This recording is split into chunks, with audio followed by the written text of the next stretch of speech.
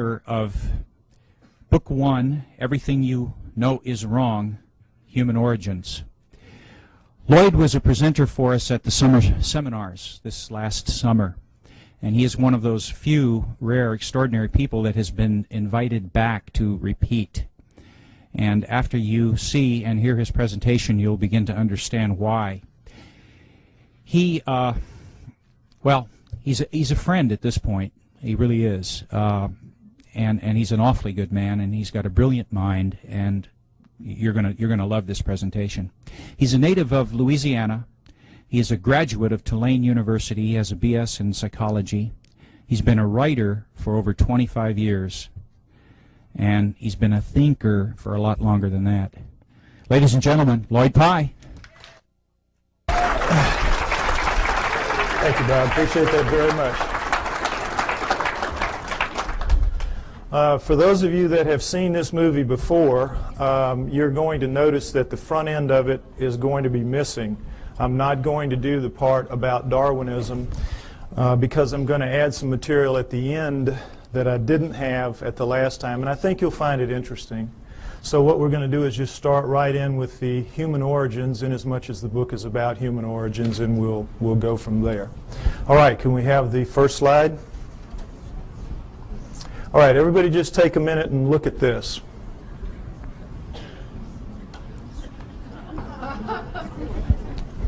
This is, wait, that's right, I don't need to do that. This is what we're all told is how we began as human beings. That we came out of the primordial sludge and step by step evolved into what we are today. Everything in that chain up to us is eat, survive, reproduce. We are, what's it all about? We have that incredible ability to say and think, what's it all about? How'd that happen? That's what this is going to be about. What we're told is, of course, that we're a natural flow of things, and that with this guy right here, we share a common bond that begins between 8 and 5 million years ago. 8 and 5 million years ago.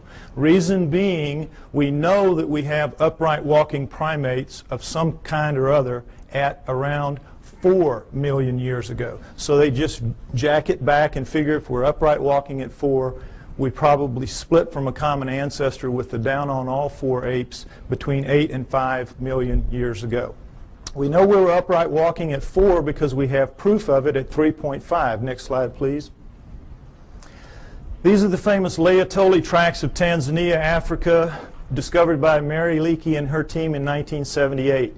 And here you see what they are. We're in solidified ash. We have a large pair here, smaller pair here. We assume it was a couple moving along. And we see the track here in a blow-up is not quite human. It's different in several ways, but it's human enough to make it very clear that we have upright walking bipedal creatures 3.5 million years ago, no doubt, measured by ashfall, which is very accurate. So that's why we jack it back. If we were this upright at 3.5, we had to be upright at around 4, and that's where you get your dates of 5 to 8 million years ago, the split from the common ancestor. All right, now, next slide, please. Here's the depiction of how this happened. The nearby volcano laid out a layer of ash. The creatures go walking along, leaving their tracks. Then another layer of ash comes, seals the layer, and then 3.5 million years later, a rivulet comes through here, cuts through, exposes one of the tracks. One of Mary Leakey's team sees it, and then they peel back the layers until they expose the whole thing. Miracle piled on miracle. It's just amazing, an amazing discovery. Now, the reason I show you this is I want you to notice that all pre-humans that you will see in the books, and go back and you can check, they will show you a head that looks like this one pretty much, grossly primate in its characteristics rather, because that's what the skulls of all pre-humans look like. But then they'll always stick these human bodies underneath those heads. And this is a subtle brainwashing that is performed on all of us to make us think that these are in fact pre-humans, because that's what they're called. That's what anthropologists call them, pre-humans. Now, you can't pretend that those heads are in any way human, so they don't, but they leave the body parts looking, you know, amazingly human. You have the hands coming down mid-thigh, and you know, I hate to say it, but God, this looks a lot like my body right there.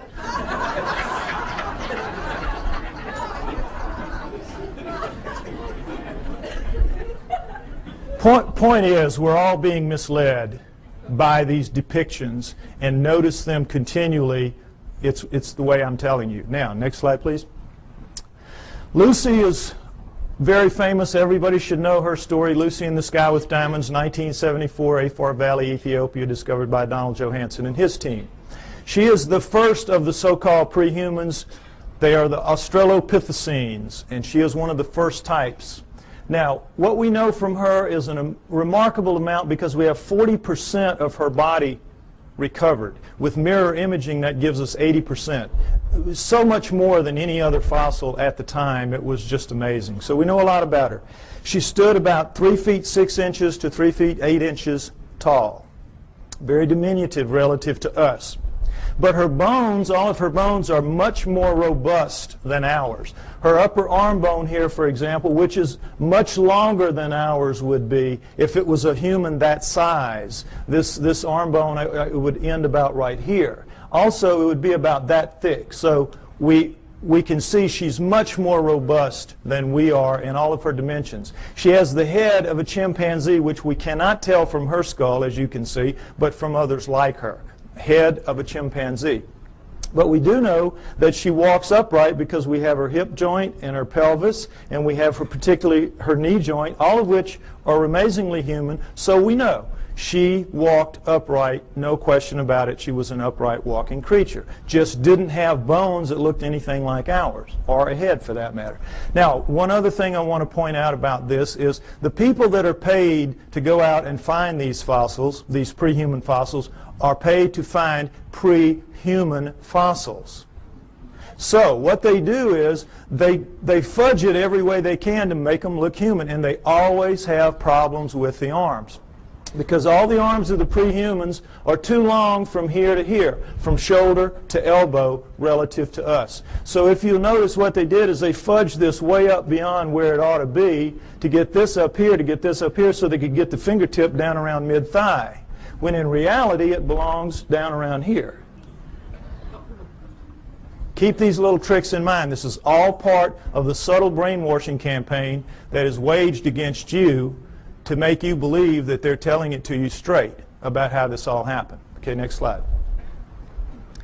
All right, as I said, these are the first 4 of the Australopithecines, and Lucy is one of the first kind, Australopithecus afarensis. We have Africanus, we have Robustus, we have Boise. All right, we have basically a pair of upright walking chimpanzees, upright walking gorillas. You can see that, length of face, width of face, and sagittal crest, which modern gorillas have. It's that ridge of bone where their muscles attach to the tops of their heads. So from 4 million years ago to approximately 2 million years ago, we have a pair of upright walking chimps, a pair of upright walking gorillas, and that's it.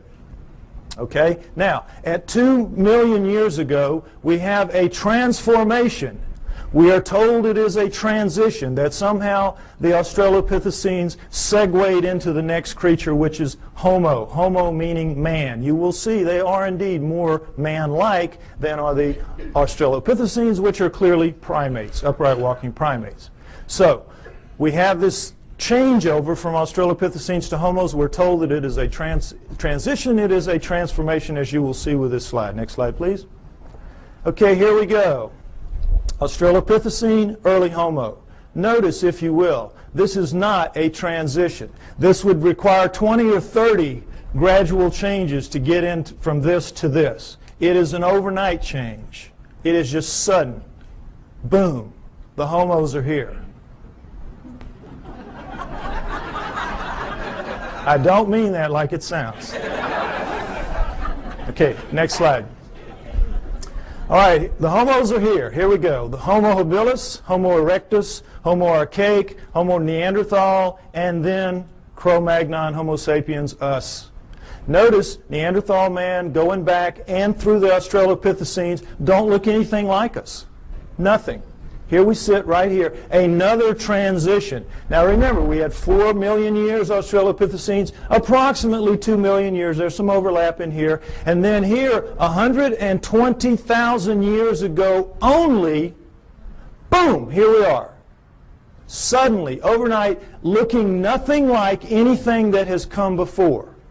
The bones of all of these creatures are much thicker than ours, just like Lucy's were. And in every way, the shapes are dissimilar.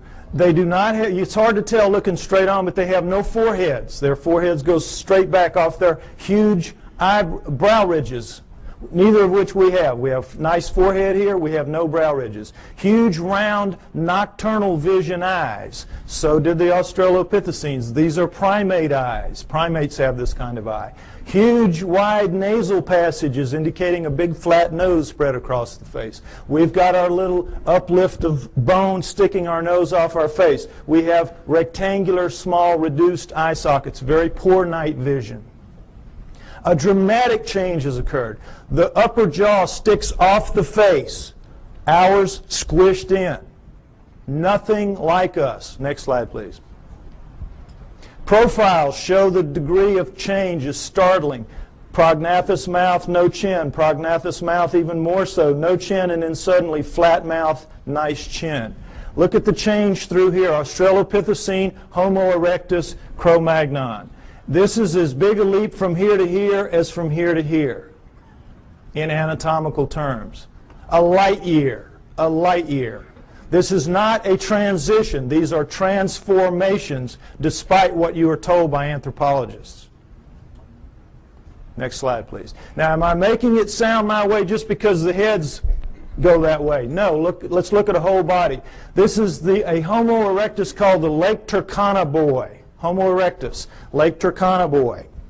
Now, notice, if you will, this guy's about 12 years old. His molars have not erupted yet. He already stands 5'8". He's going to grow to 6'6", maybe 7 feet in adulthood. We don't know how they grew. But already at 12 years old, he is a physically robust creature. Every bone in his body at 12 years old is far more robust, thicker, stronger than any bone in Arnold Schwarzenegger's body today. True. Now, why do you, notice too, if you will, the length of his upper arm. And he has some shoulder socket here, so they had to put it in the right place, so that forced him to put the fingertip pretty near where it belongs. It belongs a little bit lower, but pretty close. Now, what are bones like this all about? What's the deal here? Why are they so robust? Your bones are a function of the torque your muscles can generate. Your bones have to be able to withstand the pressure that your muscles can generate. And if not, your muscles would break your bones. So when you're looking at bones like this, you're looking at an incredibly powerful creature. What are you looking at? You're looking at primate bones, primates of the earth. This is how the primates are built. Gorillas, chimps, right on down the line. They are incredibly strong relative to us, are the primates. 5 to 10 times pound for pound. They can come, they'll come right out of the mother's womb, reach up, hands and feet, hook onto her belly, and she walks off. And they can hang on. Anybody's had a pet monkey knows what I'm talking about. Next slide. Okay, this is a chimpanzee minus its hair due to disease, so you can see the musculature in here. And the strength of these things is amazing. Amazing. You could take a male chimp like this, not a gorilla, and put it in a room with Mike Tyson. It's a battle to the death, and they both understand that. 2 or 3 minutes, this chimp is walking out. Now, he may be missing an ear or two.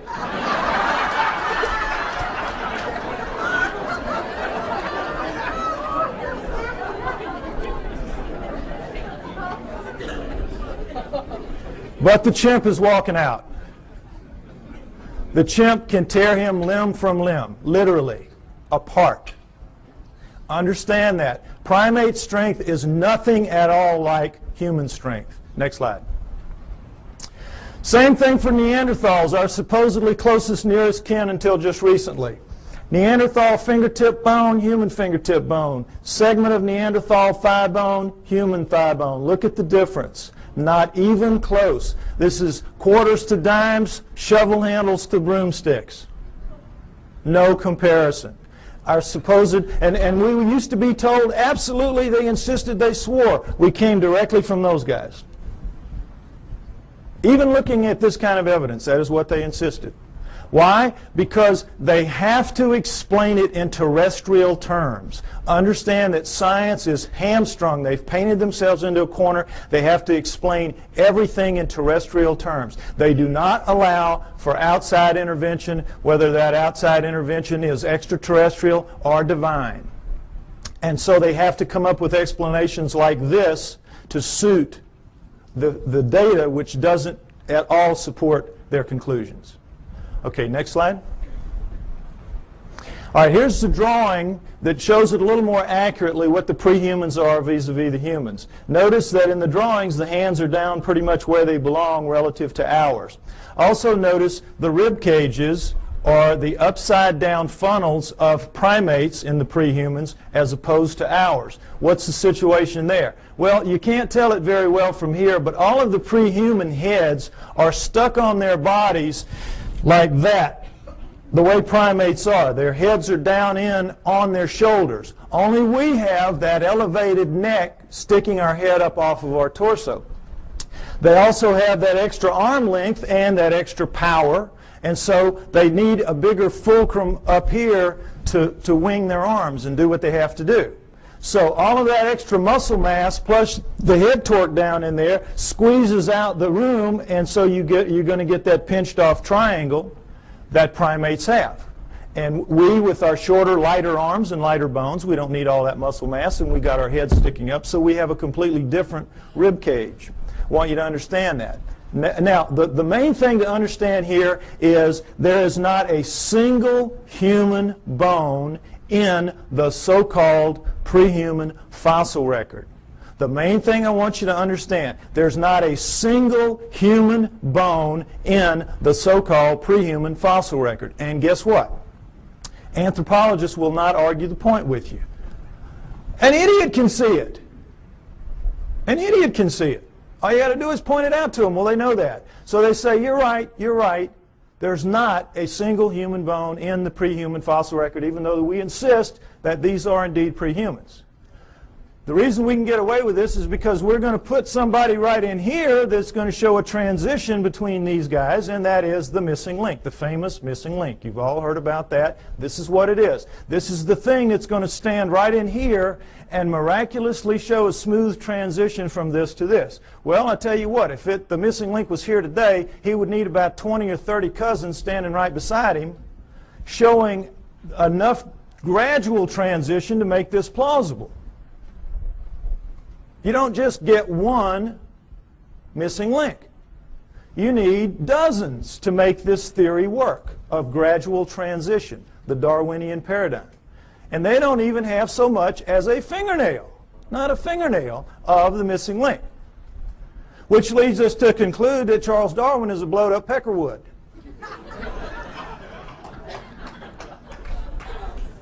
However, they will not concede that fingernail that's missing in that direction. Darwin's still intact, everything's still okay. Missing link's going to show up. It's been 140 years, not yet, but he will show up. Okay, next slide. All right, the throat thing, I want you to get that clear in your mind. Notice, if you will, this is a standard primate throat, and of course this is our throat. A complete redesign, complete. Not least of which is the fact that they can breathe and eat and swallow and drink at the same time and not choke. We, of course, you know what happens when we do. The peas come out of our nose when we start coughing. Okay, so the point is that primates with this kind of throat can make tremendous amounts of noise. Anybody's been to a monkey house or, you know, at the zoo, you know what I'm talking about. Hoops, hollers, screams, howls. They know no limits. They can just puncture your eardrums, some of them, howler monkeys particularly. But they cannot do the thing that we can do with our throats, which is what I'm doing right now, this minute. Break those sounds into little bitty pieces. It's called modulating. They can't modulate. They can't speak. And try as we might to teach them to speak, and we do. You know, Coco, they've been working for her, what, 20 years now? Up to maybe 3,000 words. You could put her in a third grade class and she could probably be valedictorian. But she can't speak. She can't speak, and she's never going to be able to because she doesn't pack the gear, as they say in the military. She doesn't pack the gear and never is going to. No primate is.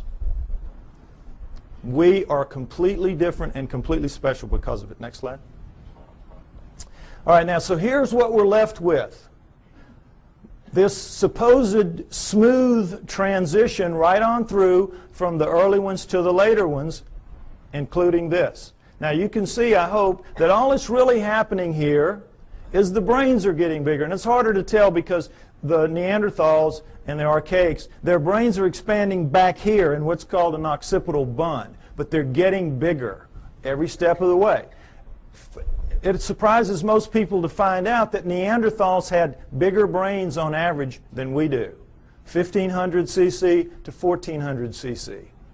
Bigger brains than we have, Neanderthals. We shrunk somehow and got so much smarter. Figure it out. Point is that we're told that all these guys went extinct at 30,000 years ago because that's when we see the last Neanderthal. That's when we find the last Neanderthal fossil, 30,000 years ago. Okay, so they went extinct and that's it, and we're left behind. We were told for a very long time that we appeared at 30,000 years ago. That Cro-Magnon appeared right as the Neanderthals ended, so it was a real nice fit.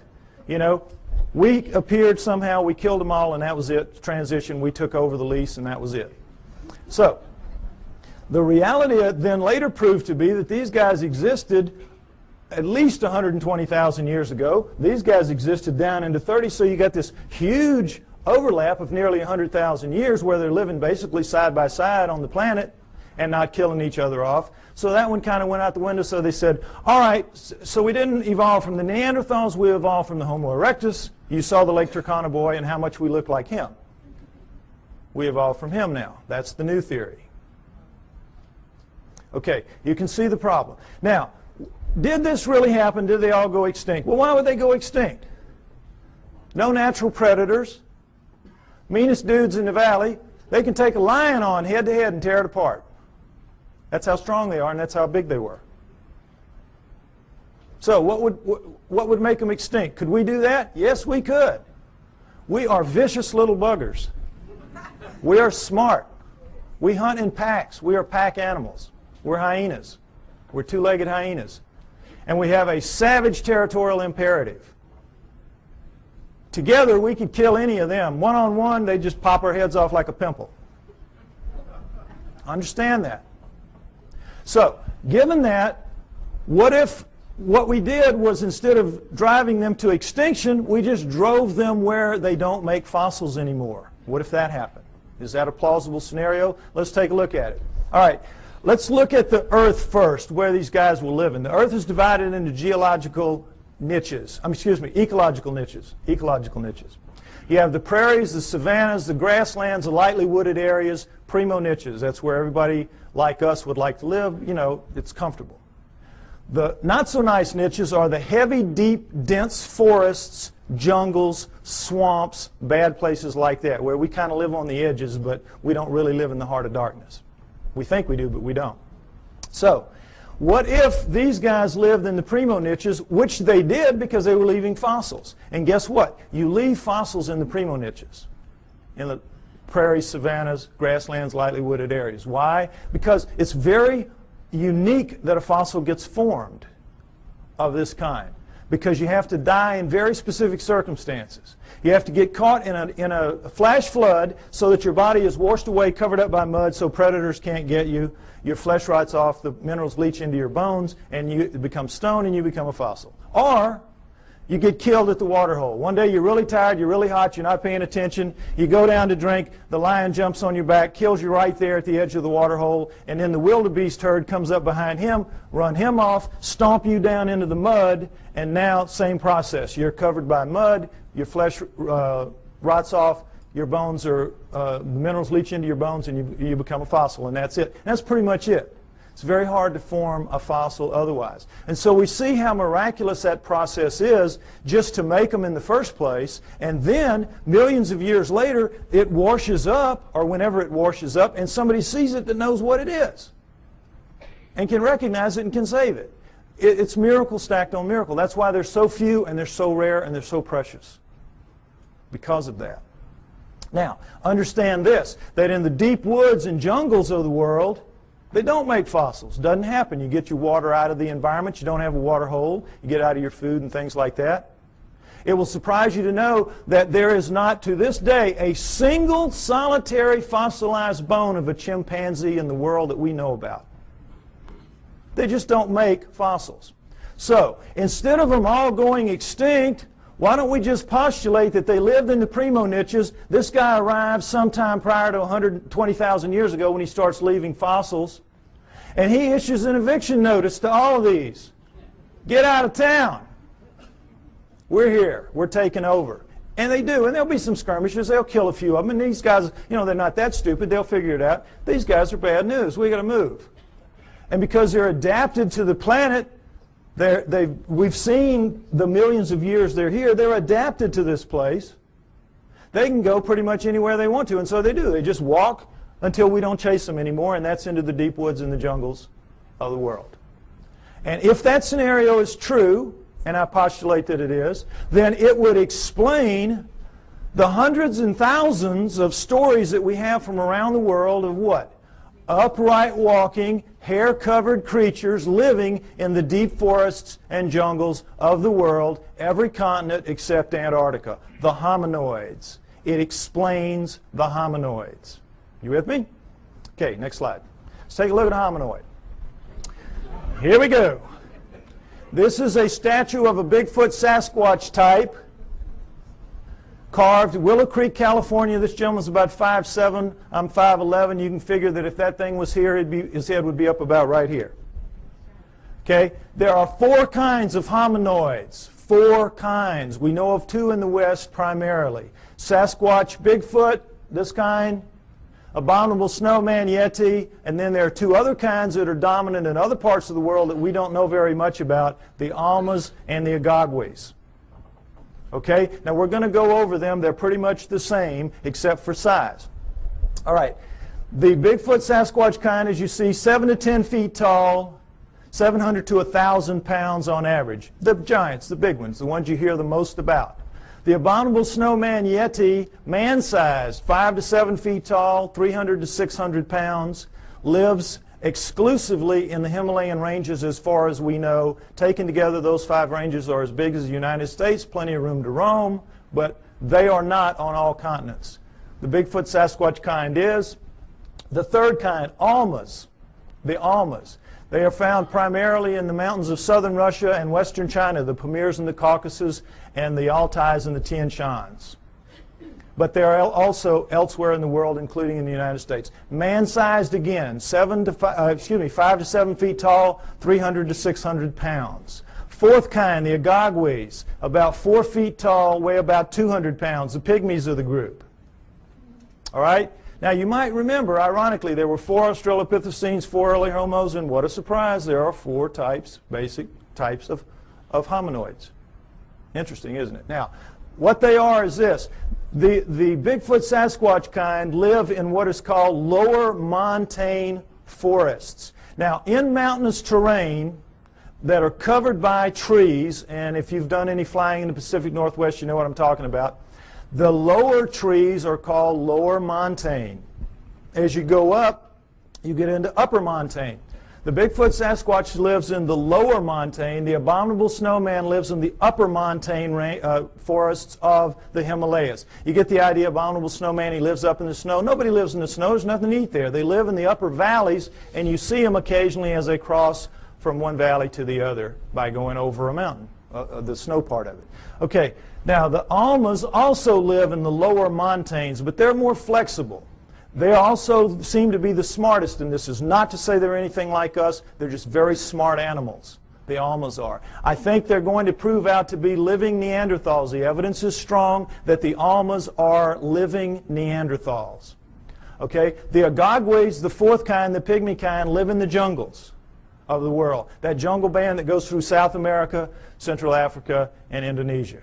That area. They, of the four, have reddish, russet-colored hair, like orangutans, which also live exclusively in jungles around the world.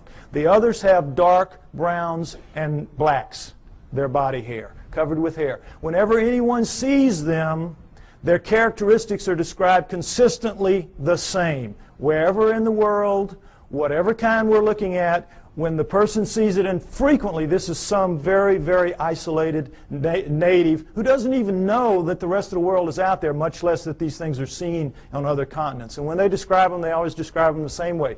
They say, no forehead, huge brow ridges, big round deep set eyes, big flat nose, although this one isn't so big, but big flat nose up against their face, mouth sticking off their face, no chin, head tucked down into their torso, very long arms dangling around their knees, very thick, muscular, robust bodies, and covered with hair from head to toe. Now, take away the hair, and what did I just describe to you to a T? The pre-humans. Am I right? You saw the skeletons. You saw the bones. The pre-humans. What does this lead us to believe? The pre-humans are the hominoids. The hominoids are the pre-humans. The pre-humans are the pre-hominoids. It's their ancestors, not ours. It's clear to anybody that will look at the evidence. The so-called pre-humans are, in fact, pre-hominoids. Now, it's easy for me to stand up here and say this. What's the proof? Well, let's start right here with their feet. They leave tracks. All around the world they leave tracks. We have upwards of 10,000 or more photographed, plaster casted, or both. No question about it. And guess what? They're all fakes. All of them. Every one of them is a fake.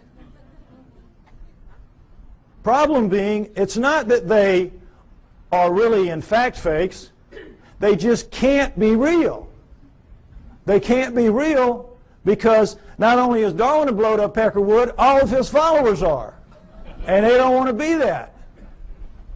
So these cannot be real, even though they are. Now, is it possible that they could all be fakes? All these tracks could be fakes? Could they fool everybody? No. Why? Because we know a lot about it. Let's take a look. There's a science called ichnology. And what an ichnologist does is he studies the tracks left in fossils by creatures going millions of years back. Show them a fossil, they can look at a print or a track or anything. They can tell you what made it. There's a whole science to it. If you go back into prehistory, all of our primitive tribes, the one thing you had to pass on to your children was how to read the tracks in the area and know what they were, so that they could feed their family out of the environment and so they could keep from feeding some wild animal's family. Very important. If you took everything we knew about, remember Tonto and those Indians, boy, they could just smell a track and tell you 20 things about what made it. We know about tracks. And this is two of the basic things we know. That when any living fleshy foot, like a human foot or a hominoid foot or even a camel pad, it doesn't matter, makes a track, puts a track down, the subtle interaction of bones in the foot, in our case it's 26 bones, 33 joints, dozens of muscles, ligaments, and tendons, makes a very subtle movement and lays it down in a very specific way from the midline out. And so it leaves a distinctive print with little lines in here called compression lines. Next slide. When you do it with a fake foot, you don't get that subtlety of movement because there's no sequential parts to a fake foot. If you're missing a foot and you need a prosthesis, you're going to get just a dull, stiff foot. We cannot duplicate anything even close to it. Anything even close to a real foot. So whether this is plaster or rubber or plastic or wood, it doesn't matter. If you're making a fake foot, it's going to be of a piece, and so when you put it down into the medium, you have to stamp it or press it as a whole, and in doing so, you get a very distinctive look to that, and it's a little ridge here with cracks on the top and the outside that's an impact ridge. So we have compression lines and impact ridges. Now, I can give this little lesson to a class of first graders, lay down a bunch of tracks here, real and fake, give them a magnifying glass, and they will not miss one. They will not miss one. Now, forest rangers that make their living out telling you, bear, elk, zebra, it doesn't matter. Whatever it is, they can tell you what it is. And no anthropologist will question their expertise. But if they see a hominoid track and they say, oh, boy, that looks real to me too, the anthropologist say, well, you don't know what you're talking about there. You don't know what you're talking about there. That one's fake. You're wrong there. See how absurd it is? And for the most part, you believe it because you don't expect them to lie to you. You don't expect them to have an agenda that they're maintaining. But they do, and they do, and keep it in mind. Okay, next slide. All right, this is the way a human foot works. Looks and works.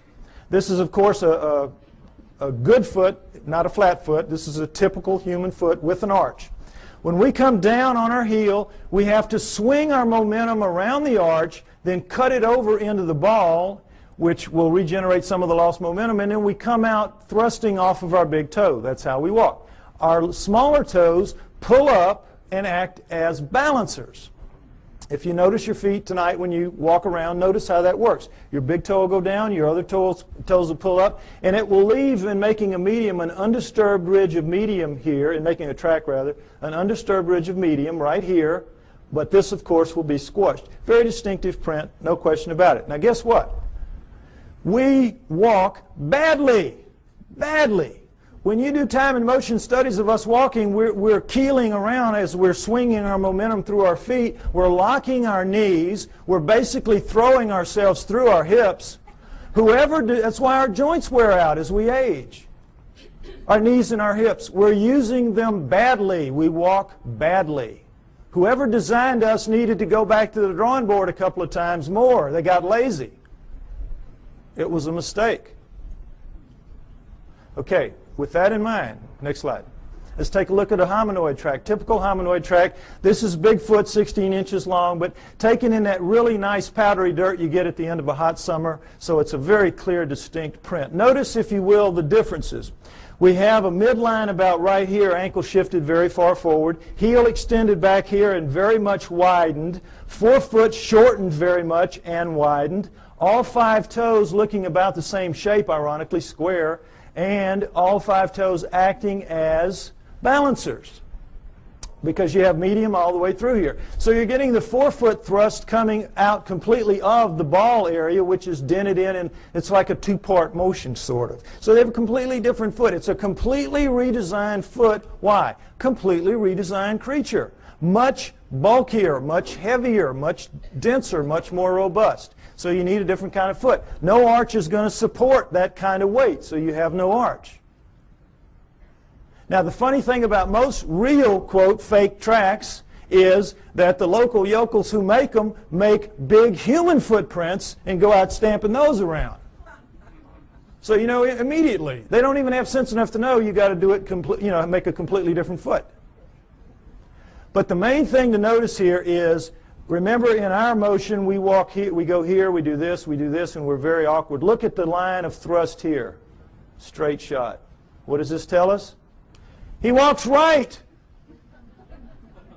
He does it better than us.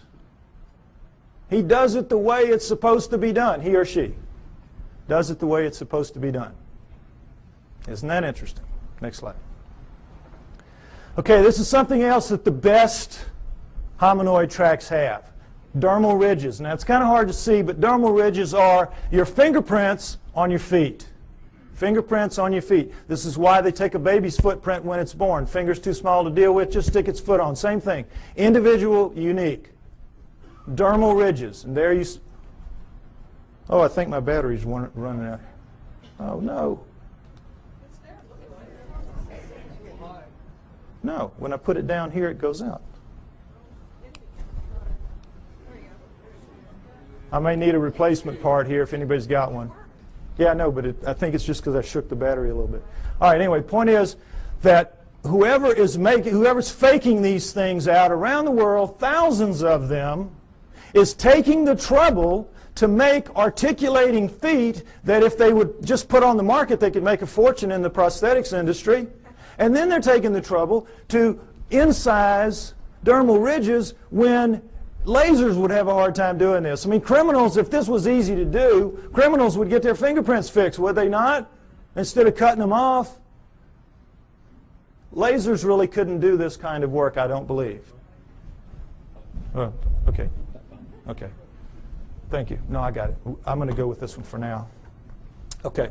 So, you with me? It's a conspiracy to end all conspiracies, this making the hominoid track conspiracies. And what I'm trying to get you to see is that is in fact absurdity piled on absurdity that they're asking you to believe. And again, for the most part, you do believe that. Most people who came in here today probably believed everything that the tabloids have to say about the hominoids. Problem being, if the hominoids are real, what does it mean? We are off the flowchart of natural life on Earth, and they don't want that to happen. Neither science nor religion. So in this instance, they hold hands and walk down the path together. Okay, next slide. All right, check this again. Comparison, Bigfoot track, plaster cast, human foot, just to get this in shape in your mind again. Next slide. All right, another pair of hominoid tracks, as you can see. These are so grungy looking on the soles because they were taken out of clay as opposed to dirt, as you saw earlier. But in every other way, they're hominoid tracks, are they not? We found, they're found together, so we assume it's a male and a female, like the two that we saw walking along at the Laetoli tracks. Right? Would everybody agree? This is as hominoid as it gets, right? Wrong! Guess what these are? Neanderthals. These are Neanderthal tracks, absolutely and without doubt. Toriano, Italy, a cave 30,000 years ago. Neanderthal artifacts all over the place. Neanderthals. Bona fide. Now, what does this tell us? It tells us that the Neanderthals, for sure, are hominoids because they got hominoid feet stuck on them. Plus, they got hominoid heads stuck, as you saw from the skulls. Furthermore, we can assume, I think, fairly, that every one of the ones we saw earlier, all the way back to Lucy, 4 million years worth, had feet just like this and were, in fact, hominoids. The track you saw at Laetoli, remember the one down in the corner? It looked a heck of a lot like that, didn't it? The hominoids are the prehumans. That's the point I keep trying to make. Now, I'm extrapolating a little bit here. I'm taking a little risk because we don't have the feet nor the prints of any other prehuman. We just have to go with logic. But guess what we do have? We do have the feet of Neanderthals. Next slide. Here we go. Neanderthal foot, Neanderthal. Can everybody see this down at the bottom? I'm sorry, it's kind of low. Take a look so you can see. Stand up if you have to, be like a football game. All right, here's the deal. Notice there's no comparison. Look at the heel bone of the Neanderthal relative to our little nub of the heel bone. Look where our ankle base joint is as opposed to this huge. This is it. This is bone here. This is our little base joint compared to this giant base joint here and the squeeze forward of it. Notice, if you will, the great foreshortening of the forefoot and the widening of it relative to ours. Look at the skew. You can see the skew in the foot. See how squared up and solid that is like a rock. Look how much our big toe dominates our little foretoes and how much these are much the same. This thing is built for balance, for solidity, for stability. We got a crummy foot, folks. Crummy foot and a crummy walk. We ought to complain to the boss about this. You can see why this thing walks so smoothly. It's just kabloom, boy. It's just perfect for maintaining balance and stability, carrying all that heavy bulk and weight.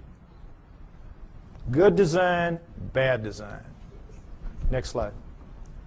Okay, if I'm right, they're out there, all these places. Where are they? All right, let's take a look at the world. Take away the deserts, take away the tundra, and what you're left with is arable land. Arable land. All right?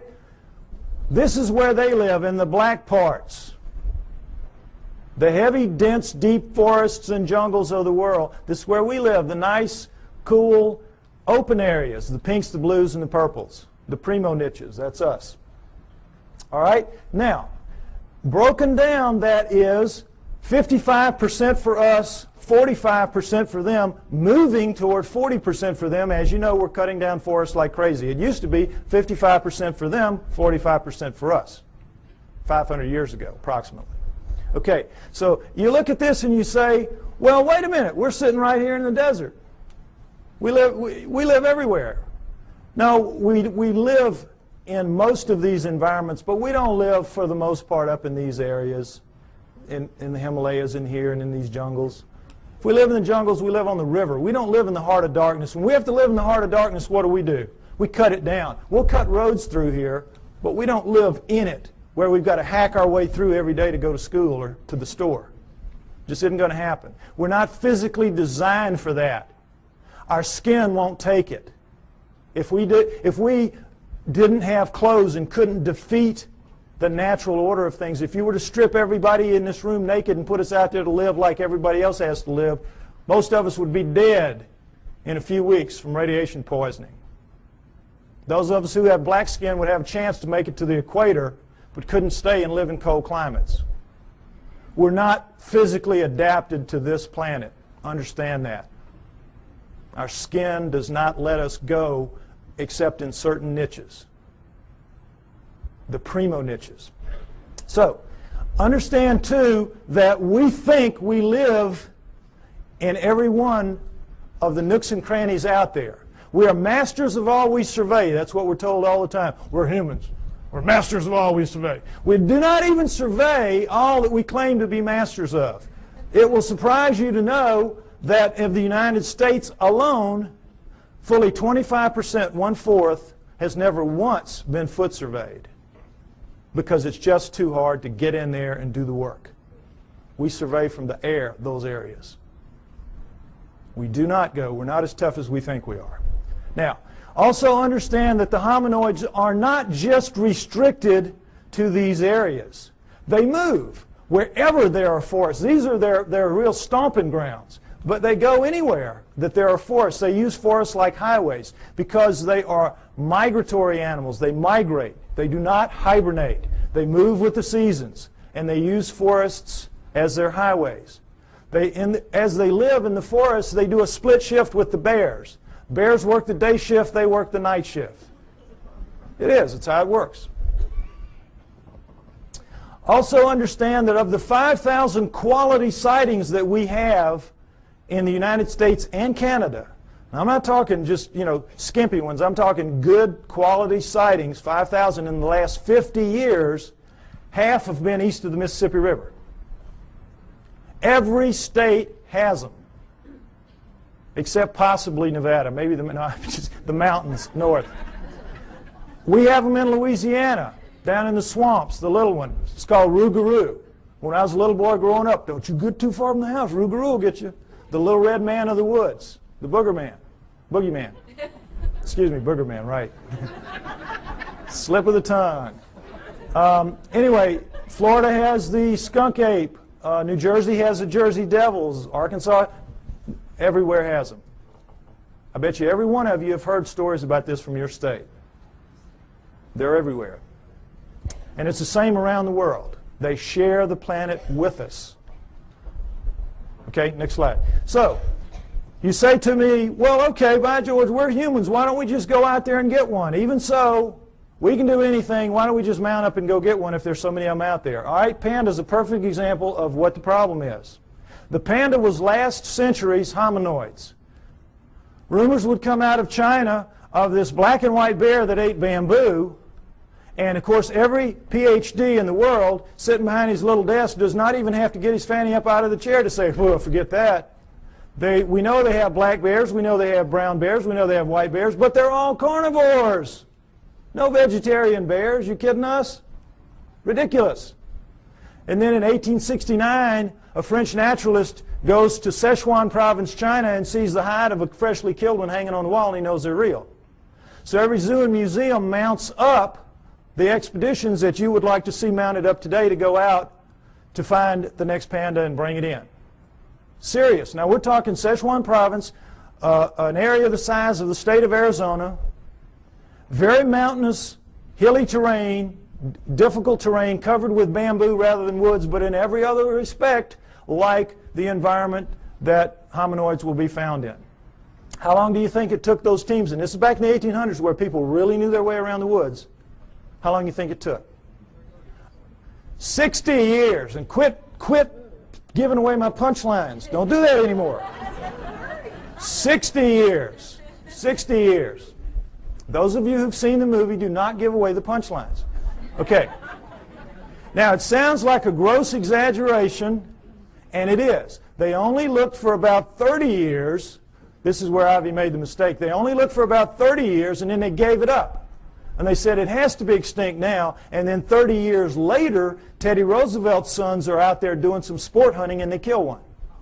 Okay? So then they mounted up again, knowing that it's for real now. And because they had learned so much in the interim, they began to get them. And over the next 20 years, they brought in 6. And we have the panda craze, that we have today. But even to this day, they're extremely difficult to go out into the wilds of Sichuan province, China, and bring in a wild panda. Now, what is the panda doing that makes it so difficult to get one? Well, as you can see, it's very brightly colored and stands out very distinctively against its green background. It lives during the day.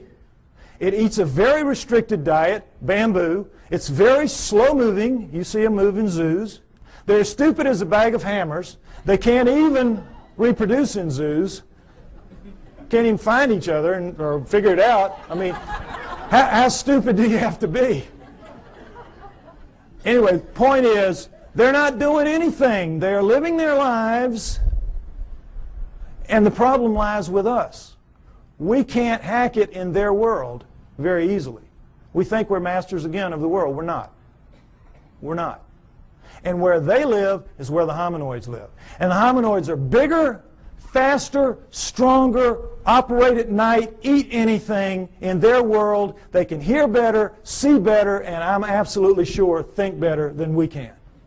We're not going to just mount up and go get one because we've tried it many times and it hasn't worked. We're only going to see them by accident, encounter them by accident. And that's when it happens, and it happens a lot. We have good evidence on record of these encounters. Next slide. We're going to go over a few. The famous Patterson film, Roger Patterson took a film of a female hominoid walking along a creek bank in 1967, October. You all saw this, well, not all, but some of you saw this recently on a television program called World's Greatest Hoaxes. All right? That itself was a hoax. That program was a hoax. I wrote a long email about this, and it's on my site if you'd like to read it, www.lloydpye.com. It's a defense of the Patterson film showing what they did not talk about in that program, trying to make this film look like a hoax and pick on it, as people will do occasionally. There's no doubt that this is a bona fide film for a number of reasons we're going to go over. All right. First of all, it was a bright sunny day, as you can see. What happened was the sun was shining such that it was glinting off of her shoulder and thigh as she walked, and you could see her muscles rippling in her shoulder, in her thigh as she walks. In good slow-mo close-up, you can see that, which they did not provide in that program. All right. If that's a person in a suit, the suit has to be glued to naked skin. In the gluing process, you lose that flexibility, that ripple. The only thing that looks like this does in this film is real skin over real muscle working. So we could stop right here. It's real just based on that. Right there. But we don't have to stop. The arm, if you've all seen her walk, she walks along like this. She drags her arm down around her knees where everybody says, the hominoids do. Why? The elbow articulates right here, which is much longer from shoulder to elbow than a human. If that's a human in a suit, impossible. You can't get an elbow bend at the same point. So we could stop right there. Solid proof that that's not a human being in a suit. But furthermore, Jerry Romney, the guy they said was in the suit, they stuck him with breasts. What would they do that for? Why go to the problem? Why go to the trouble? As she walks along and she turns back to face him, you see the breasts sway, and she takes a couple of steps, and you see that nice jiggle that we all know. If it's a person in a suit in 1967, it's going to be those early silicone jobs. Remember those? Absolutely real right there. Furthermore, she left tracks in the hard-packed sand of the creek bed. 1 inch deep. We have pictures, we have casts. That cast you saw earlier of the cast in the foot, that was her foot. No question, inch deep, walked a 200-pound man beside her not long after. He sank about 1/4 inch. So we know that as she stood there doing this, she weighed 600 to 800 pounds. Fake that. That's got to be a real lead-lined suit. 600 to 800 pounds as she walks. So we know that it was a legitimate film. Furthermore, as they pointed out in the program, with the fake films, they can never tell you where it happened and who did it, who took it, because they don't want that guy to be grilled and they don't want experts to go and measure one limb here and know how tall it really was. Well, what Patterson did was he went right out fast as he could and begged every expert in the area that he could call, every anthropologist and zoo person, come out, bona fide sighting, please bring dogs. And you don't want to bring dogs because these things have a very powerful body odor that even tracking dogs will recoil from. If it's a person in a suit, it's like the suit's not even there. The dogs are after it.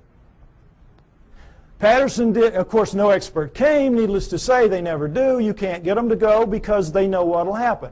A young man named Grover Krantz went out early in his career as an anthropologist, took a look at one, and he said, it looks real to me.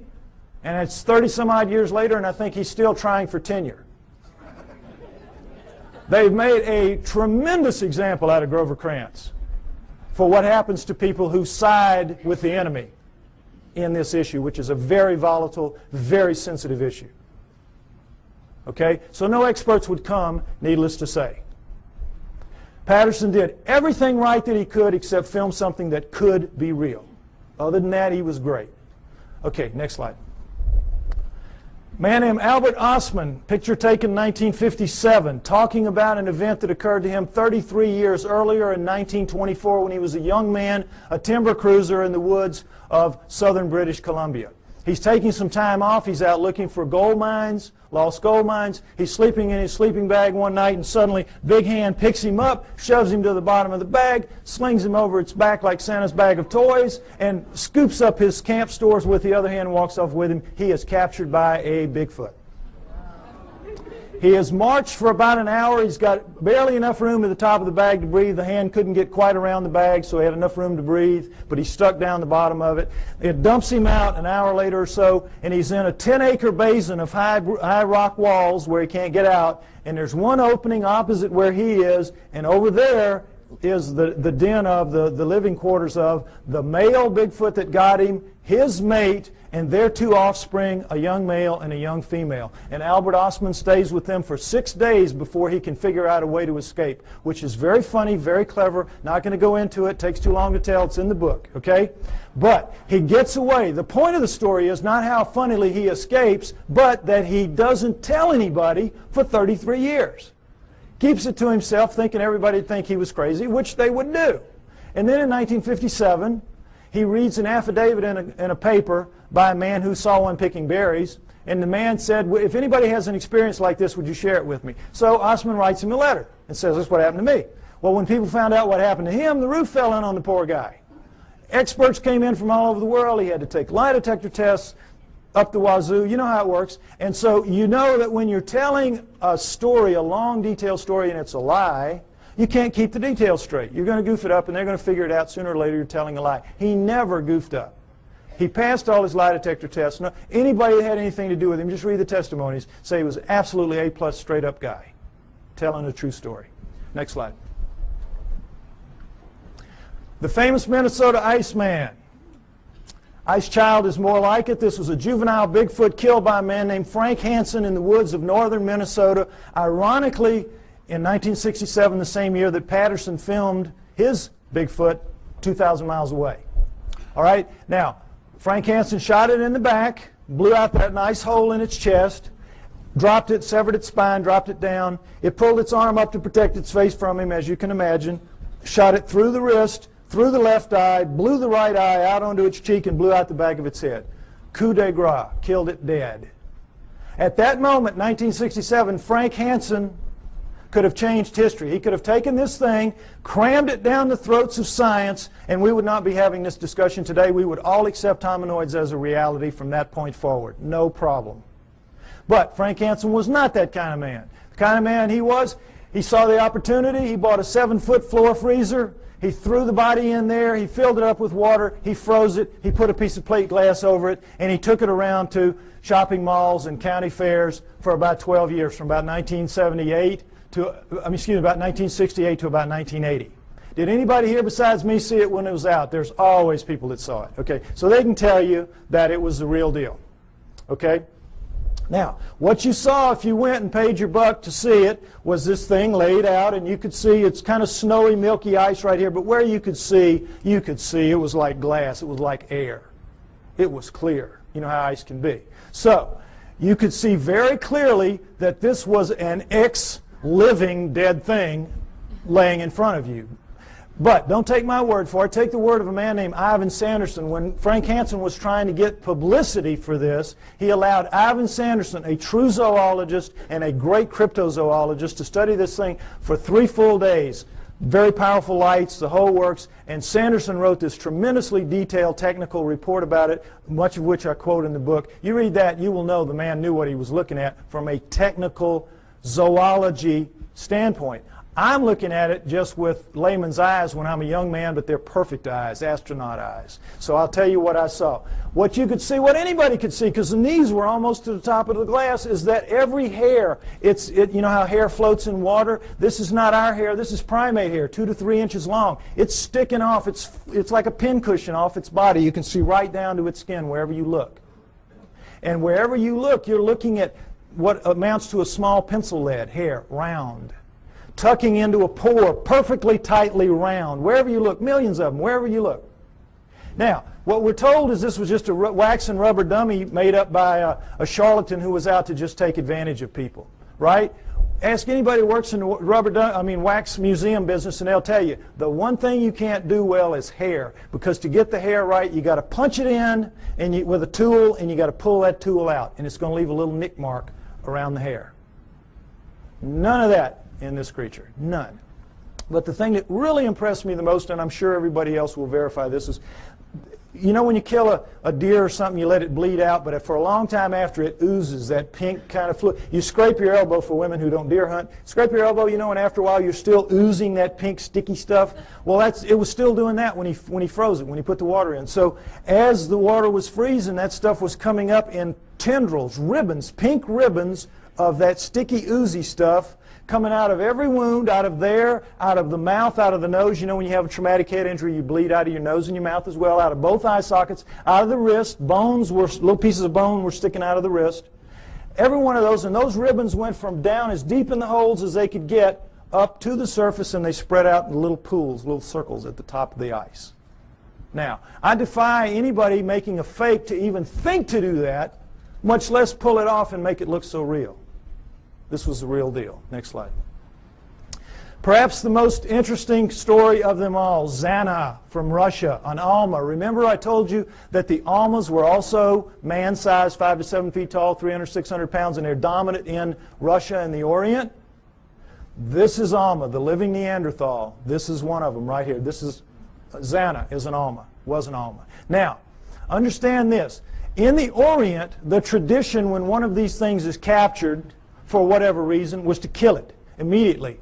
Desiccate its body and sell its body parts for medicine, principally aphrodisiacs. That's the Oriental tradition. In the Russian area, though, when they would be captured, male or female, they would be used as slaves. Physical slaves. Held, spirits broken in these primitive villages where they would be, and they would be used to carry wood, fetch water, do the haying, all the heavy work nobody really wants to do. Make the slave do it. And so that became their fate. And for females, another aspect of it was they had to become the sex slaves of the men of the area. And that was one of the other great advantages to having a female. And so this is the fate that befell Zana in about 1850. She was captured as an adult in 1850. We do not know how old she was. She was an adult. She was taken to the village of Takina, where they kept her in a hole for about 3 years until her spirit was broken enough to let her wander around. She was dependent on them for food, and then they began to train her to fetch wood, fetch water, do the things that she had to do. And she became like the village pet for 40 years. She died in 1890. Now, how do we know this? Because in the Orient and Russia, they don't have the same tradition that we have. They're very old countries. They've been living with this for a very long time, for centuries. They know they're real. They send researchers out taking information about it. They send teams out trying to find them. Or they used to when Russia had money. They don't now. But this was done in the mid-1970s. Excuse me, I'm sorry, mid-1960s. This research was done in the mid-60s. So, in the mid-1960s, this is an area of Kazakhstan where she lived, where people live very long lives. You know those places in the world where people live up around 120 years old? So they had over 100 people above the age of 80 that had known her quite well in their youth. There were 10 still alive who had attended her funeral. So they were able to get tremendous corroborative evidence, corroborative testimony about her lifestyle, and everything about her from all these different people, so we have an amazing view of what she was like and what her life was like.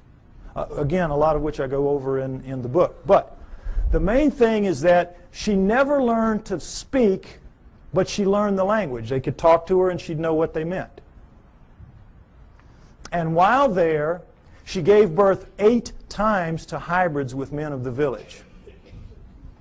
8 times. Killed the first 4 accidentally because her kind apparently washes the newborn off immediately. She would take it to the freezing glacial river that ran through the village, and because they had so much human in them, it would kill them. So the last 4, the village women took them from her at birth and raised them on their own because they looked so human. And every pair of hands was very valuable in one of those primitive villages like that. And so they raised them up, and they became Russian citizens. Married, had children. Her great-grandchildren are alive in Russia to this day. I know, it's an amazing story. Now, what do people say about her children? Well, everybody said that they were indeed taller than most, bigger than most, a little more robust than most, but not giants, not superhumans, just strong, you know, big and strong people. Darker skinned than most, but not truly Negroid. Hair like, you know, everybody, but not covered in hair like she was. Average intelligence, not wizards, not stupid. Ugly enough to make a freight train take a dirt road. Unfortunately for them. But they could speak. That's the key. They could all speak. They had very high-pitched voices, but they could speak, which allowed them to integrate into the community as humans, even though they were clearly not quite humans.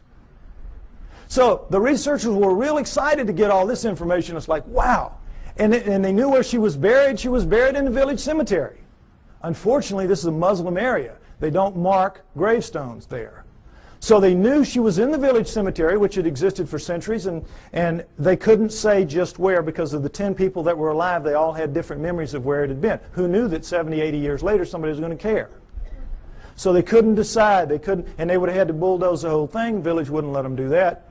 So somebody says, well, guess what? Her youngest son, Kvit, died in 1954, only 10 years prior to this study. So they said, we know where he is. We'll let you dig him up. So, boy, they dug him up. Her youngest son, Kvit. Now, before we look at his skull, I want to say again, remember, Neanderthals had bigger brains than we did, and they carry them, we do rather, than they carry them in a bun in the back of their head called the occipital bun. All right, let's take a look at Kvit's skull. Here you go, right here.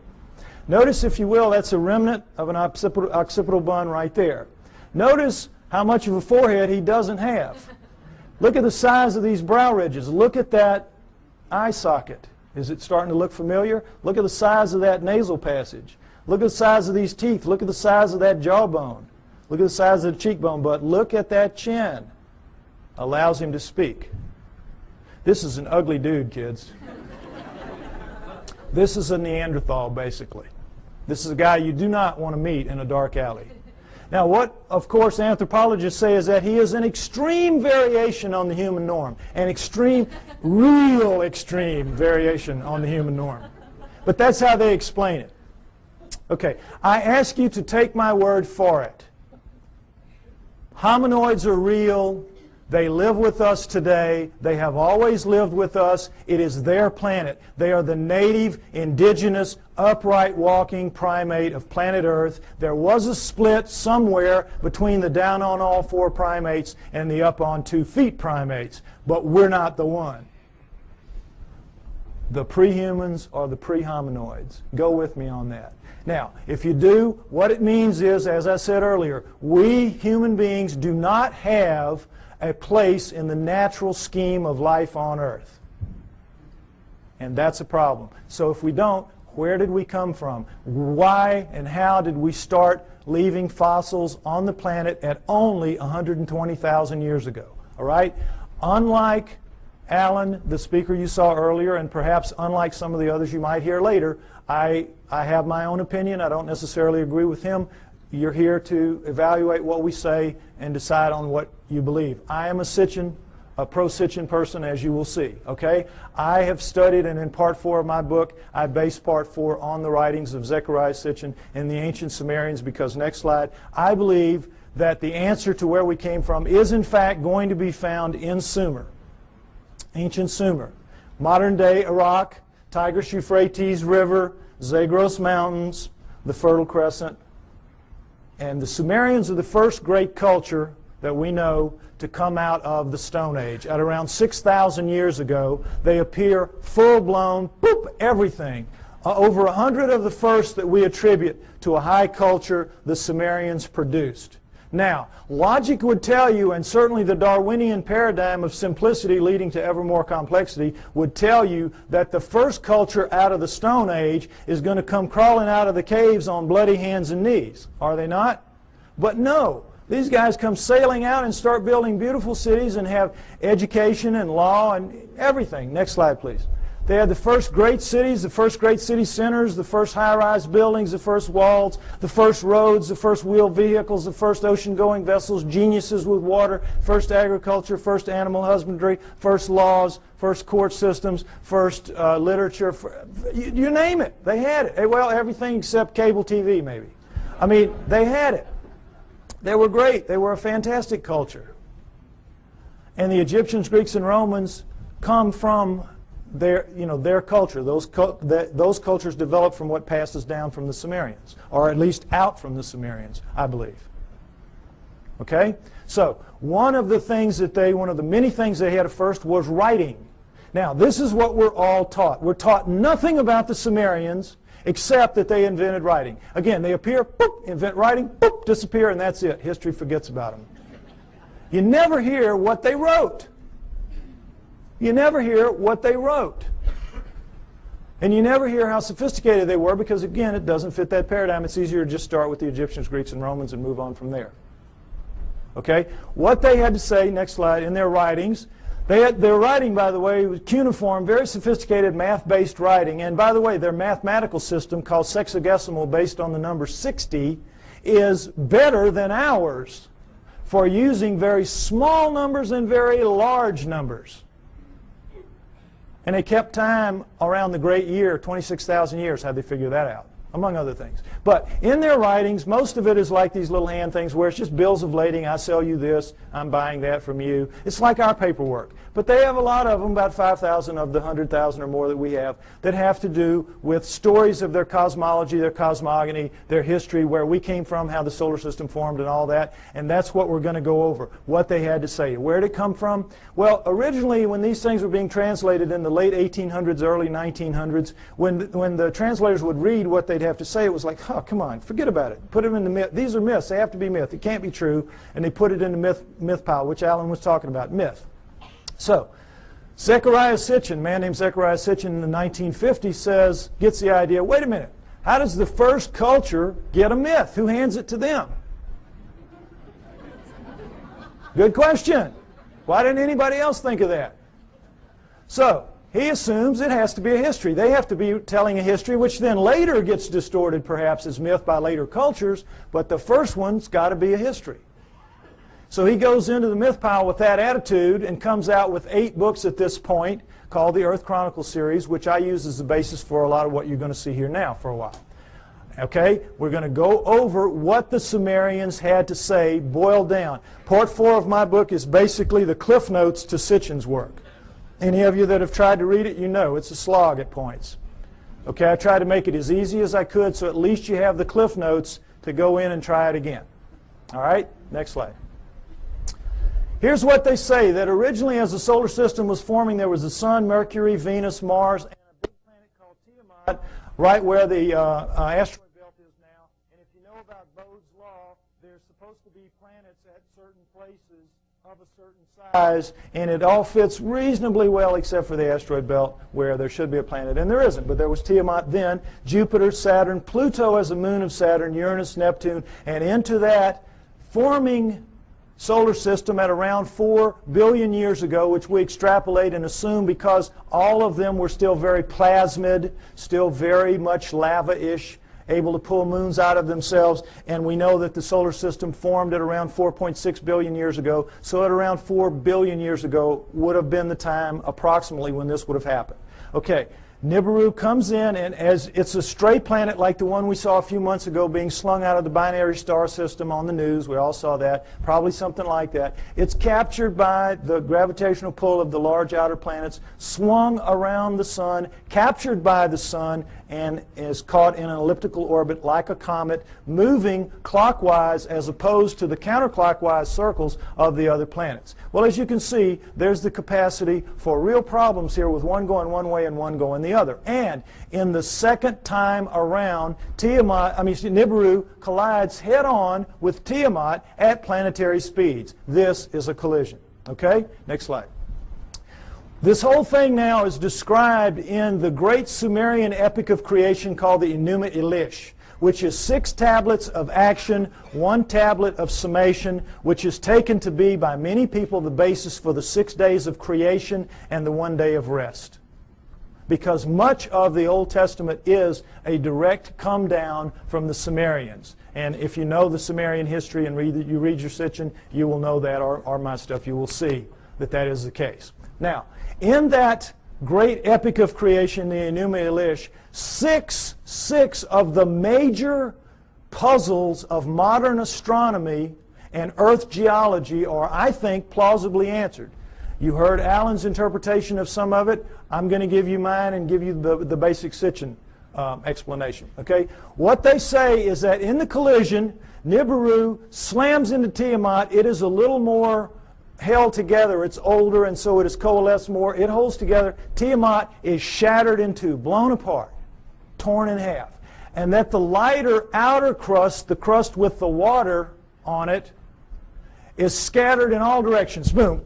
Just an explosion, the lighter crust, and goes off with the water. Now, one of the great mysteries of modern-day astronomy is comets. Comets make no sense for this reason. They come from all over the place. In a linear universe, when, you know, the great ball of a primordial cloud of dust and gas swirling around flattens out into a pancake to make the solar system, that's the ecliptic. Everything formed in the ecliptic should be in the ecliptic. Nothing should be out of the ecliptic, and yet comets come from all over the place. So they had to be removed out to where they are some kind of way, but we don't have any idea. So they come up with this fantastic thing called the Oort cloud, which is so far away you can't imagine. The Oort cloud is one of the biggest jokes out there. And that's how they explain comets, because they can't explain them any other way. But the problem with comets is they have water in them. And anything out in space is not going to produce water. You produce water by being a cooling planet with lava spewing up the steam and stuff like that, and it condenses, etc. So comets have to begin in a planet. Now, this explains it, I think, plausibly well. Nothing that they will throw at you to explain comets will do it. All right, number 2, the other great mystery, the asteroid belt. What they say is that the inner viscous magma inside Tiamat in the collision was strung out, the bowels of the planet, the guts were ripped out and strung out and broke into little pieces. That's the asteroid belt. They called it the hammered bracelet. We call it the asteroid belt. But there it is. And that's a fairly plausible explanation for it. Again, this doesn't make sense because, as you heard, the exploded planet theory. Problem is, when a planet explodes, it ought to just go boom everywhere. It shouldn't be hanging around. Doesn't make sense for a number of reasons. Okay, now, the third one is Pluto. Pluto's a problem because it's, as you've all been hearing lately, they're trying to downgrade it. It doesn't belong. It doesn't fit. It has an orbit that's not like the others. It carries inside the orbit of Neptune, and it's 17 degrees off the ecliptic. Again, nothing should be off the ecliptic. What they say is that Nibiru, as it swung around, it pulled Pluto away from Saturn, its original home, and dropped it out where it is now. Now, all astronomers know Pluto is not a natural planet. It started life as a moon of an inner planet. They know that. But they have no idea how it could have gotten moved out to where it is. Here you go. Here's the reasonable answer right here. Now, let's talk about Earth. Three great mysteries here. Life.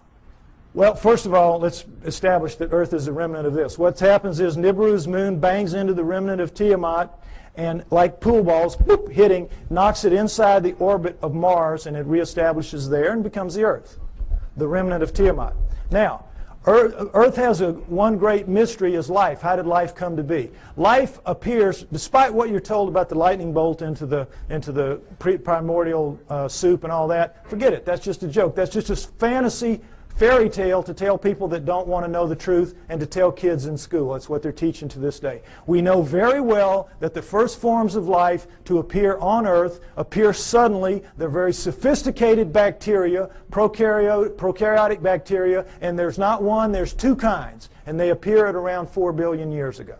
Suddenly, overnight, strata with two kinds, sophisticated bacteria, relative to what that first living form would have been. If I had done the first part of my show, you would see all that.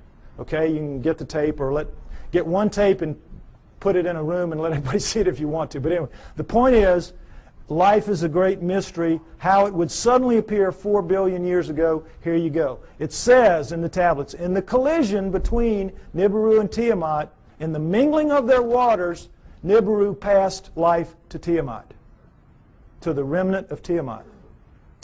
Perfect explanation for the sudden appearance of two sophisticated life forms on the remnant. Now, the remnant now is over here with its moon Kingu, and has gone over, and now we're looking at two major differences in Earth and all other astral bodies out there. Earth is missing a huge portion of its crust, and it has plate tectonics, movement in the plates. How could that happen? No explanation. Why? Because in the vacuum, any liquid in a vacuum, what does it do? You see it in the space shuttle all the time. They let orange juice or milk. It makes the smallest, tightest ball it can make. That is what a liquid does in a vacuum. Smallest, tightest ball it can make. Now, that is what all the other astral bodies have done. They don't have plate tectonics. There's nowhere for the plates to go. They're as tight as they can be. Where do plate tectonics come from? In the collision, the backside of Tiamat is cracked like an eggshell. Cracked like an eggshell. There are the plates.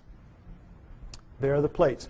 And when the missing crust, of course, is when the half is there. It's still viscous. It's still magma. So what's it going to do? It's going to tighten itself down into a new ball, much smaller than the old one had been. And what's going to happen? It's going to have a big chunk gone, a big missing piece of itself, a big hole in itself, in its skin. And so that scar is going to break up into pieces as the plates move around, and we have the plate tectonics and we have the missing surface that we know about today. Next slide, please. And we'll take a look at just a representation of what it looks like with the water gone. Not to scale, of course, but you get the idea. This is not like any other planet or moon out there. Something happened. And I think the Enuma Elish gives a plausible explanation for what that was and for all the other things that I mentioned as well. Next slide. Now, when the dust settled, here's what we had. The solar system as we know it today, with Nibiru moving in this clockwise 3,600-year orbit. And I say it passes outside the orbit of Mars, inside the inner edge of the asteroid belt. And the last time we're through, I think, was around 200 BC, which means it's just past aphelion out here, and it's going to be back around 3400 AD, about 1400 years. We don't have to worry about it if I'm right. You will get arguments about these dates. Some people use textual interpretations. I use the date of the last the ending of the Ice Age, which I believe was caused by Nibiru passing through and lifting the tides. You can read about why I think that in the book. And I use the dating of the ice cores and the tree rings of science. I try to make my work as scientifically based as I can because I expect someday to be able to go toe-to-toe with those guys, and I want to be able to do it on their turf in their terms. Okay? So, next slide.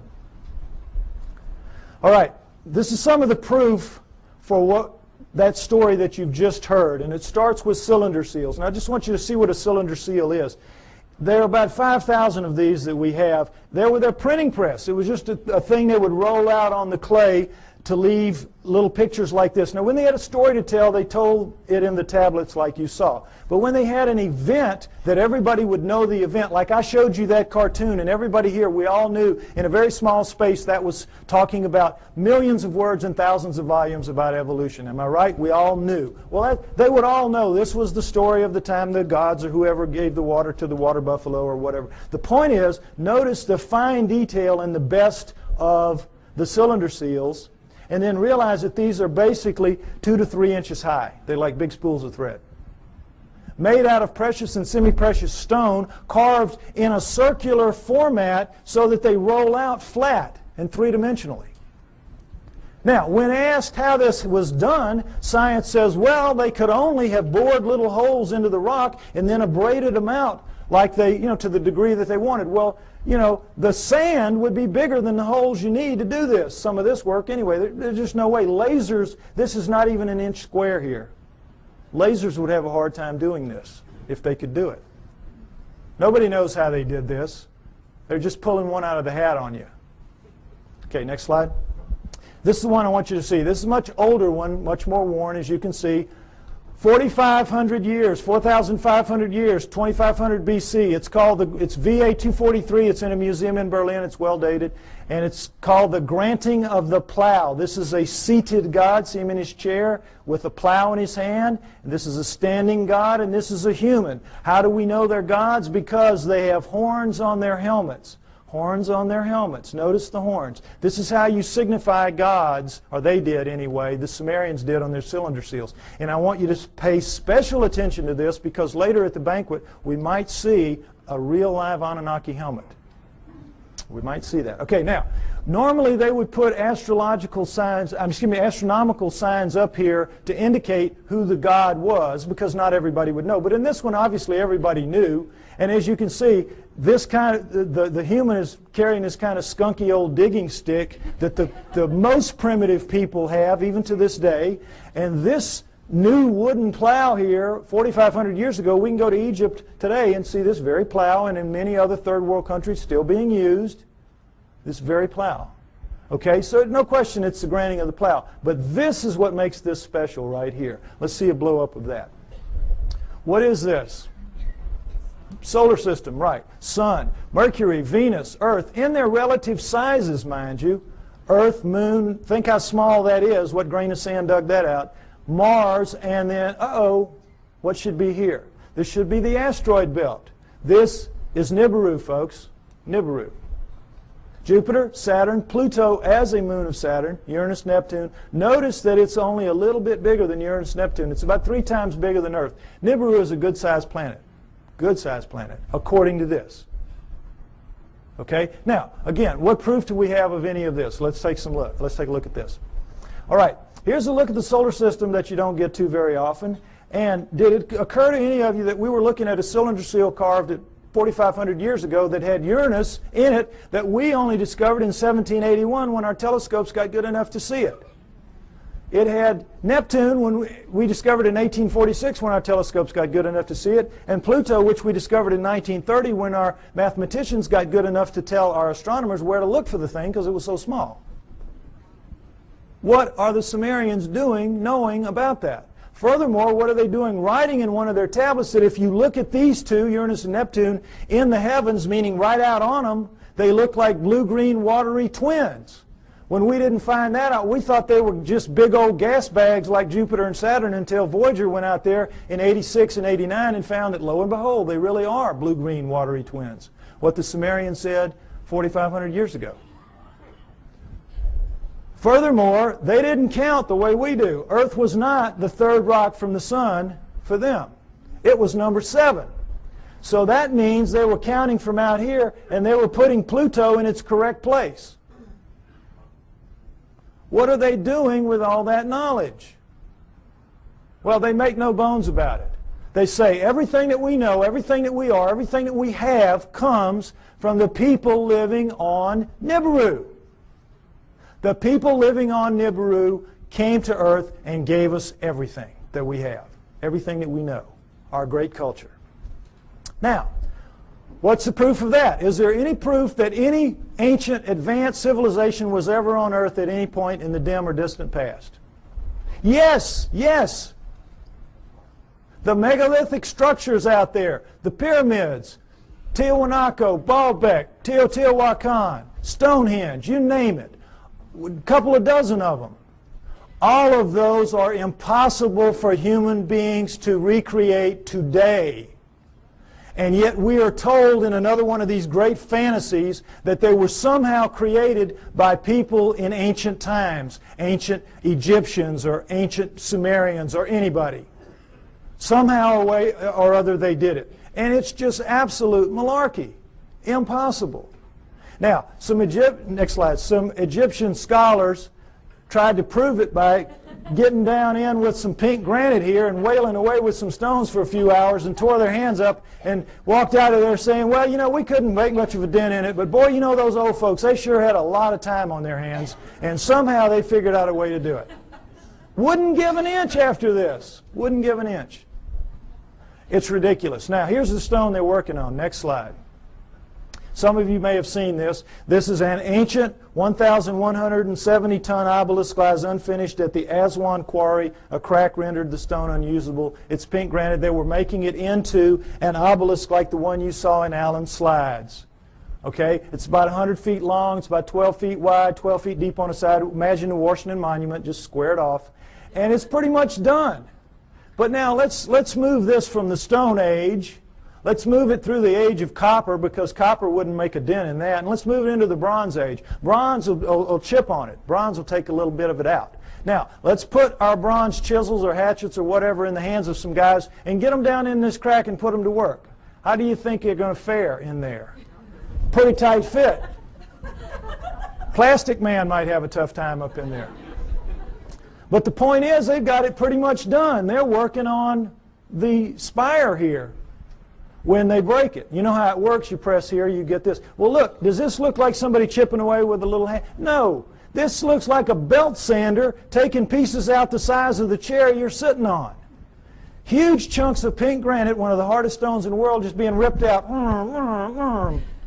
And they press too hard with whatever machine they've got here, and you know your physics. You get stress back here, and they popped it. They broke it.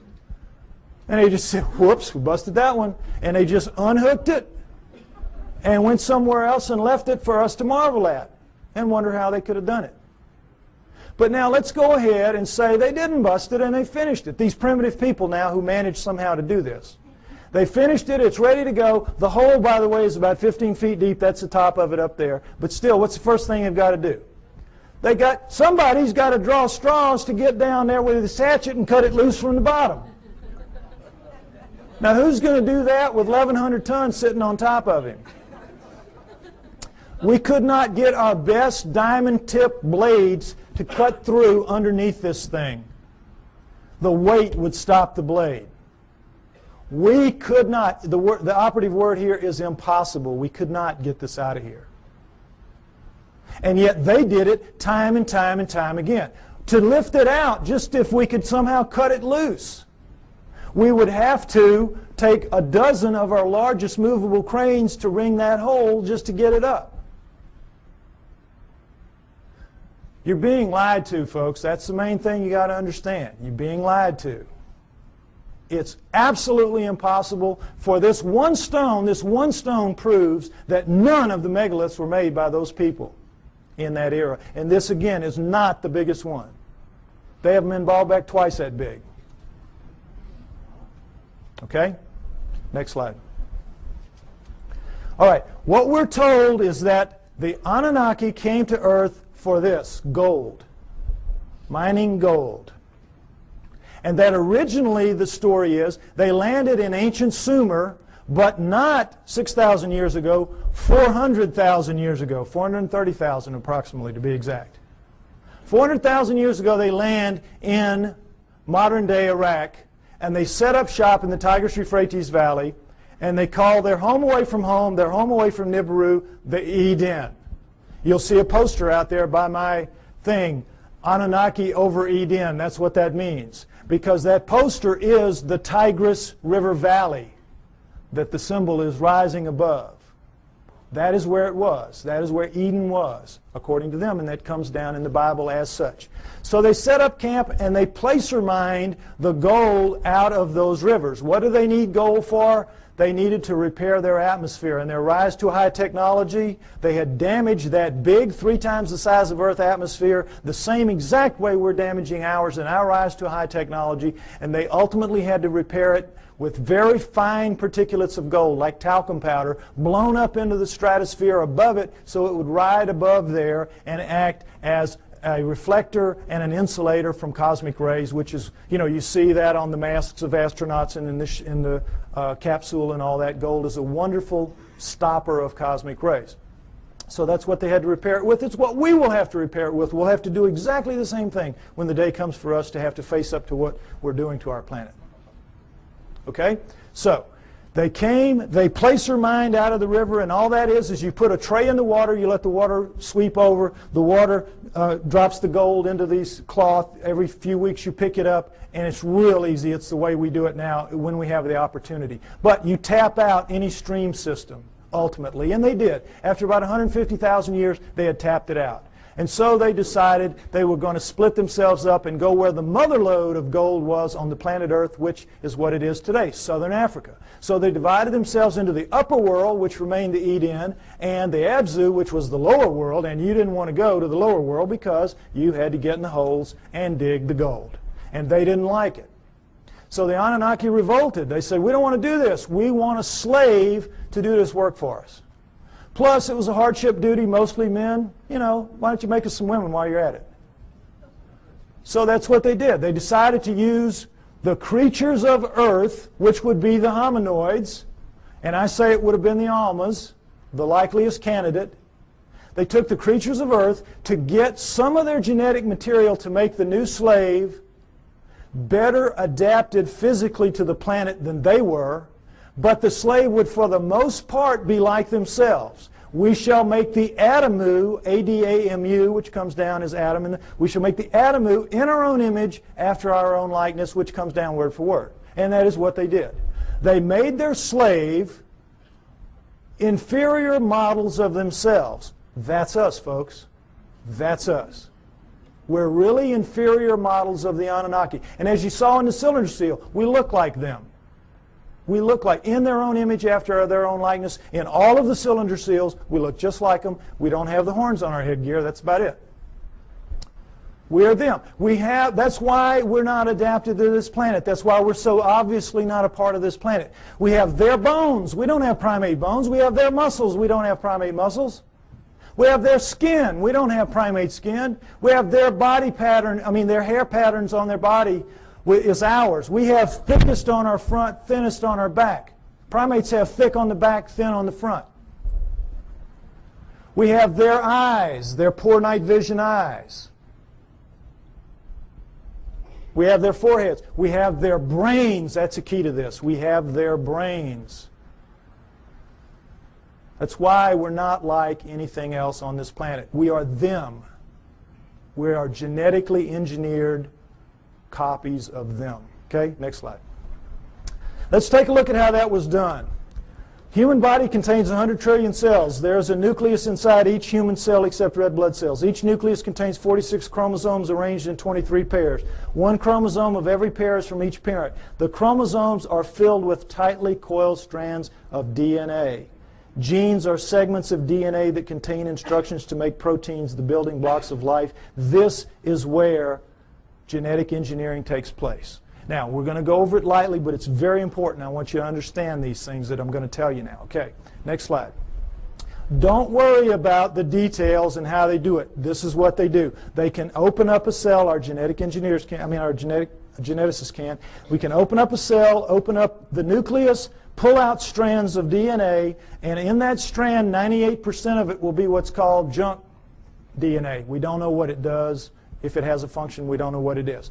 2% will be what are called, prosaically enough, the working segments. They work. They do what they're supposed to do. They make the proteins. Now, if you cut in the junk above a working segment and in the junk below and remove it and have done the same with another strand of DNA over here, you can move anything into anything else. It can be animal into plant, plant into animal, fish into fowl. It does not matter, because all living things at the most fundamental level are exactly alike. Understand that. We're all made of the same 4 base pairs, the same 20 amino acids. Everything is the same at the most basic level. It's like it's pop beads that are interchangeable. It is almost as if somebody designed it that way so they could just mix and match the parts and make anything they wanted. Isn't it? Something to think about. Okay, but the problem with it from an engineering standpoint is this. You're not cutting with a blade. These are not precise cuts. The blade would have to be a few molecules thick. You're cutting with chemicals. Chemicals. Now, the chemicals can cut pretty accurately, but mistakes are going to happen. Something's going to ooze out where it doesn't belong. Something's going to splash over it where it doesn't belong. Mistakes are going to happen. Inevitable. We know that. We make mistakes all the time. Another problem with genetic engineering is you don't know what you're going to get when you do this. You can't predict. You have to decide what you're going to do. You have to do it. You have to let it express, which is live, and see what you get, and then use that to determine what you do the next time. And of course, the great fear in genetic engineering is somebody's going to make a mistake and create the Andromeda strain that's going to kill us all. A legitimate concern. Although everybody's very careful, and I'm not too worried about it. But mistakes do happen because all of this is so incredibly microscopic. It's out of the nucleus of your cells. Imagine how microscopic it is. But don't try to figure it out. I can't even figure it out. It's really complex. But they do it. Okay. Understand that. Now, with that in mind, let's look at some of the proofs that I say indicate very clearly that we are, in fact, what the Sumerians say, a genetically engineered species by the Annunaki. Next slide. Okay, here we go. The cerebral cortex is the deeply convoluted surface region of a brain that is most strongly linked to intelligence, lower right. It's the stained part out here. If you peel that off of the brain of a rat, it will cover a postage stamp. Peel it off of a monkey, it'll cover a postcard. Peel it off a chimp, it'll cover a sheet of typing paper. Peel it off of us, and it'll cover 4 sheets of typing paper. Now, you can see this is a transition. This is clearly a transformation. Now, there's some weird things about it. These guys are using all they've got. All they've got. We're using 1/2 of 1 page in a very different way than they are using what they have. 1/2 of 1 page. How do we know? We all know. We use about 10% of our brains. We know that from the studies done with idiot savants. You know that. And we know there are thousands of miles of neural network in our heads not being used. We don't know why. We don't know why. I'll tell you why. We shall make the atom who's strong but not too strong, smart but not too smart. They sealed it off genetically at the 10% mark or wherever it is. We don't know exactly where it is. But wherever it is, they sealed us off. You don't want your slave to be anywhere near as smart as you. You, in fact, want your slave to be so decidedly inferior to you that you never have to worry about treating it like a slave. So they engineered us to be really clever to ourselves, but for them, we were smart enough to talk, take instructions, act with a little bit of ingenuity and self-reliance. They could turn things over to us and kind of let us take over and do it. They gave us just enough to be wonderful in our own eyes, but be pond scum relative to them. It's what they did. So, it's pretty clear in as much as that, and now understand with the idiot savants, for those of you that don't know the proof about this, idiot savants get some beam of light in the damage to the good 10. They get some beam of light and it will strike somewhere in the other 90%. You all saw Dustin Hoffman in Rain Man, remember? Well, they get it in math, they get it in music, they get it in sculpture, art, whatever, wherever it strikes. Now, if there's just one, we could say, well, that's a freak of nature. But we've had lots of them, lots of them. So we know that all of this is out there. It's in our heads. We just can't access it. We just can't use it. But if it wasn't in our heads, it wouldn't be in their heads. So we know that it happened. They have no idea how. Well, I say that the Annunaki did it deliberately, and that makes sense to me. Next slide. Okay, mitochondrial DNA, late 1980s, you might remember this. In humans, over 99.99% of a cell's DNA is packed into the cell nucleus, with a small amount occurring outside the nucleus in small structures called mitochondria. That's these babies right here. They're about 16,000 base pairs long. Now, when you have a mixing and a mating, the DNA in the nucleus mixes. But with the mitochondrial DNA, it does not. Sperm doesn't have mitochondrial, eggs do. And so females pass it down intact generation after generation. Well, when this was figured out in the 70s, boy, the botanists and the geneticists said, great, now we can go and find out if the split from the common ancestor was closer to 8 million years or closer to 5 million years. Remember that? We're going to now pin it down. It's going to be one or the other. We're going to figure it out. So they went out and they took the mitochondrial DNA of women all around the world, every race, every creed, every culture, every country, and they brought them back to the lab and they started working on them. And when the answers came in the late 1980s, it was not 8 million years ago. It wasn't 5 million years ago. It was way the heck down to 200 to 250,000 years ago, and that's all. We don't exist genetically beyond 200 to 250,000 years. And of course, needless to say, the anthropologists said, you guys are nuts. We've got these skulls showing, these bodies showing, these prehumans showing that we go back millions of years. What's the matter with you? And the geneticists said, we couldn't have been wrong that many times. Impossible. We'll do it again. And they have. They've done it. It always comes out the same. Outside 250,000 years ago. That's it. We're brand spanking new. Brand new on this planet. Now, there's still a lot of people, there's still a lot of people that will not accept that. A lot of people that will not accept that. But it is true, and it is becoming more and more acceptable, for as outrageous as it is. Now, not only do we know when we were created, we know where. Where? Because the oldest of us consistently kept coming in southern Africa. Next slide. And in fact, the cover of Newsweek in 1987 showed that if in fact there was an Adam and Eve, they were black. They would have to have been black. But of course they knew the flack they were going to catch, in the South at least, so they made the blacks look as white as they could. This guy looks almost as white as OJ, doesn't he? But the point is, in trying to have it both ways, they caught it coming and going, because you can imagine the letters to the editor after this issue. But the point is, it tells the truth. The oldest of us do come from southern Africa, and we definitely are 200 to 250,000 years old. And guess what else? That is just what the Sumerians say about us. That the Annunaki created us around 200 to 250,000 years ago in southern Africa to dig their gold. What a coincidence. What a coincidence. Okay, next slide. Okay, what happens when a creature is born in the wild severely screwed up physically? What happens to it? Dies, right? Parents will kill it. They will not put that defect into the gene pool. You're looking at the great exception. You're looking at 28 of our most severe genetic defects, but we have 4,000 and counting. 4,000 and counting. Now, we're only 200, 250,000 years old. We shouldn't have one.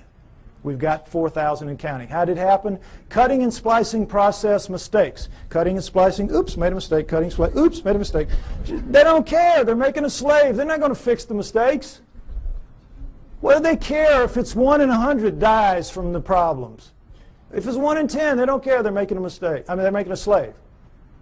But they know the numbers, like we have found out the hard way. If you let the population propagate naturally, those numbers go way down for each person.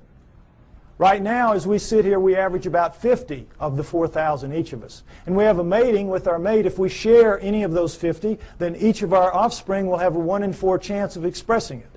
That's why you'll get mongoloids in the best of families, mongoloids in the lowest of families, and all around the world. And that's what genetic defects are. In the wild, you will get 2-headed calves and 6-legged goats. That's a sperm-egg misconnect. That's not something that you see steadily on and on.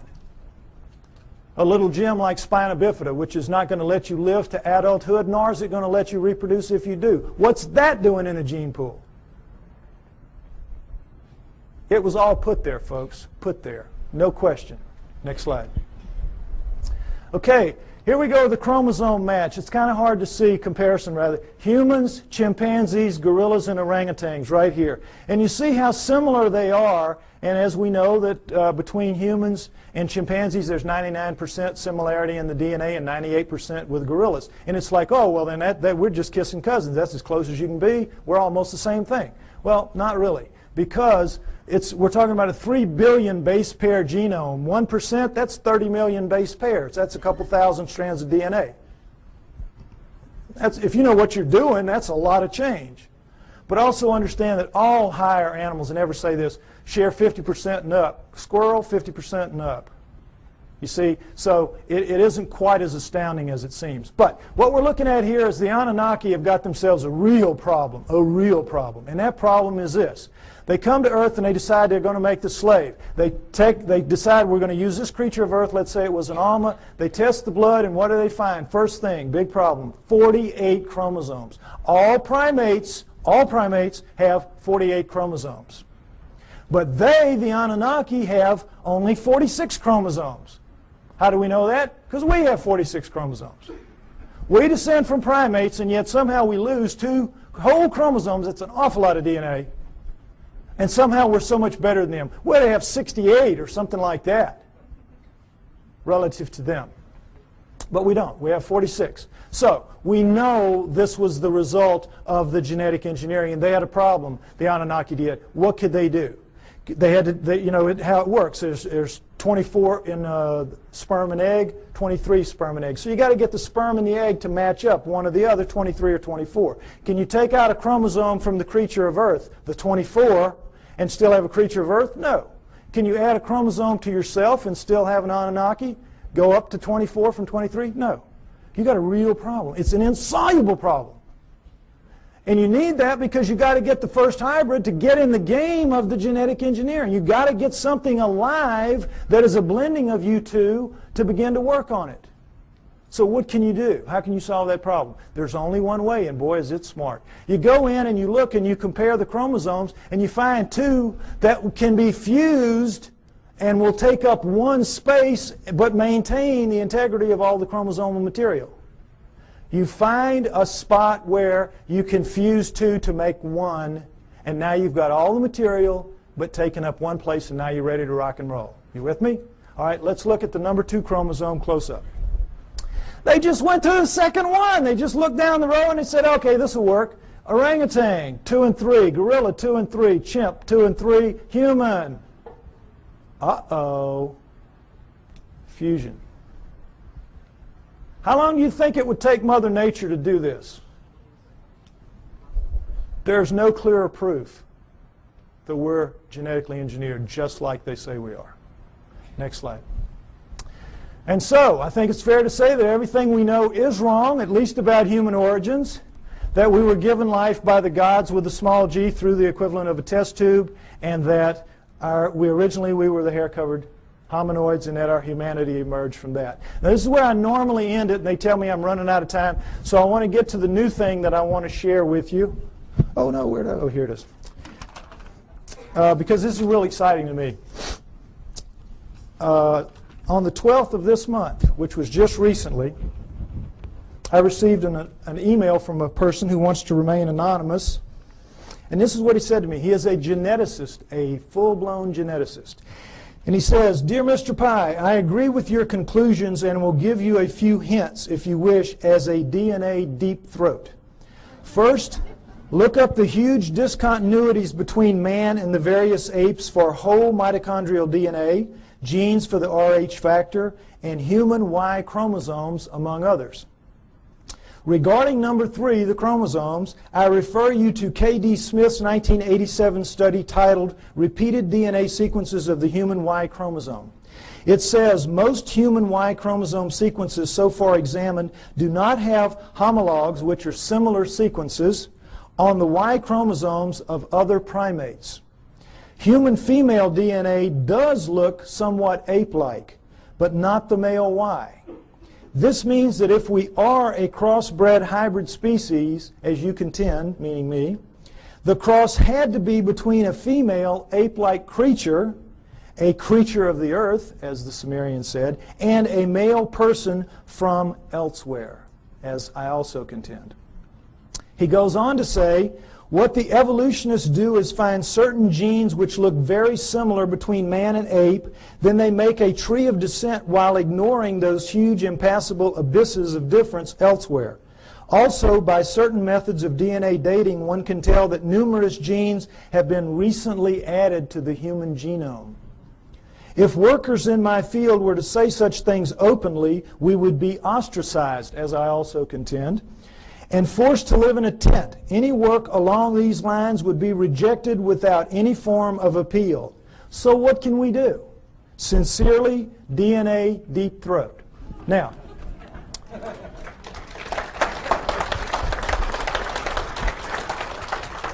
what this means, thank you, what this means is we win.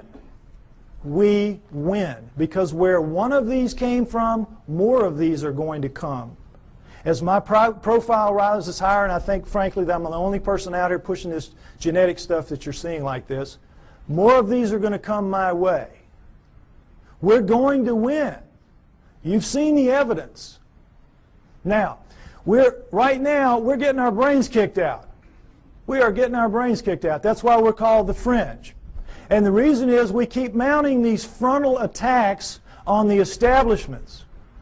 And every film that we produce, every photograph, every sighting, every testimony, every capture, every encounter that we have, and we throw at them with the best intentions. Our word is truth, is it not? Our word is, it's true. It's true. And their word is what? Liar. Liar. They dress it up. They say, well, you don't know what you're talking about. You don't know what you're seeing. You made a mistake. It was swamp gas, whatever. They're basically standing there and saying, you're just a bunch of liars. We're right and you're wrong. And because it is our word against their word, our word truth, their word liar, their word wins. Day in, day out, year after year. It's very frustrating, is it not? Boy, it just annoys the heck out of me. But what this means is we're going to win in the end. Why? Because the genes say so. The genes back us up. And right now, this is not a field that you're very familiar with. And I've worked very hard to make this very simplistic so you could understand at least the fundamentals, and it's the same in my book. You need to be aware of this is because this is the back door, kids. This is the back. We're not going to storm them from the front. We've been doing it for years. They know how to deal with us. Our word against them, we're going to lose. But in this instance, the genetic end of it, what is it? It's their word against them. It's their research against them. They're going to lose. We're going to beat them with the genetic evidence. We got to beat them. We will beat them. We know we're right. We know they're wrong. They know they're wrong. They know they're wrong. We just have to get mentally tough and accept that this is a war. This is a fight. This is not, gentlemen, Marquis de Queensberry rules. This is a dog fight. This is a knife fight. And you all have got to get out there and proselytize. You have to familiarize yourself with these basics at least. And instead of throwing things at them that are going to bounce off like BBs off a barn door, you got to start throwing some darts. This stuff will do it. This will do it. We can win. We're going to win. Thank you.